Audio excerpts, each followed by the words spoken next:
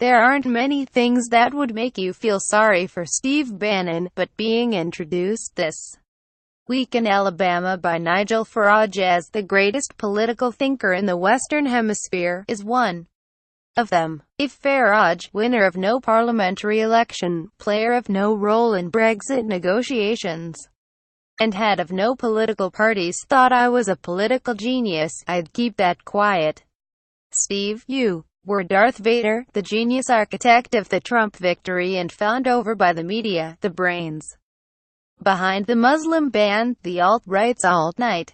Now you are being introduced by a man who not only has never managed to win a seat in Parliament but also has failed to so many times he has become a sort of superlative metaphor for loss. Victory's antimatter.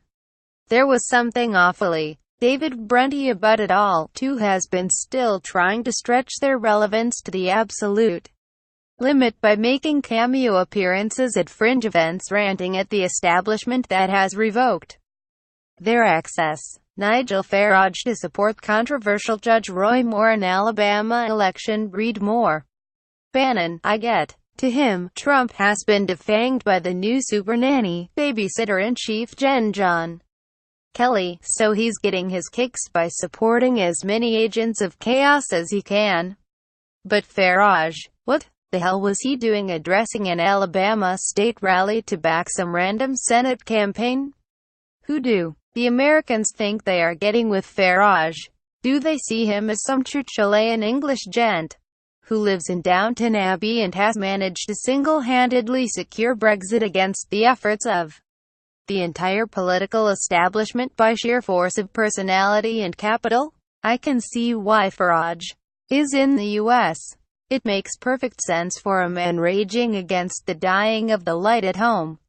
For people like Farage, who occupy that precarious territory where they are ubiquitous but don't actually do much apart from writing the odd semi-literate column in a tabloid or website, or a brief weekly radio phone-in show, the launch of a U.S. career is the klaxon that things might not be going too well. And if you see them on Fox News, then the suspicion is confirmed. Fox News is Britain's dumping ground for those who would rather be relevant in a garbage can than irrelevant outside one. That's all I hear when people like Farage talk about how many supporters or followers they have on social media. I am relevant. Who cares how I got there or what I have to keep doing? If I don't get attention, then what am I? Merely a husk who has abandoned all sense of self and moral responsibility in exchange for some limelight.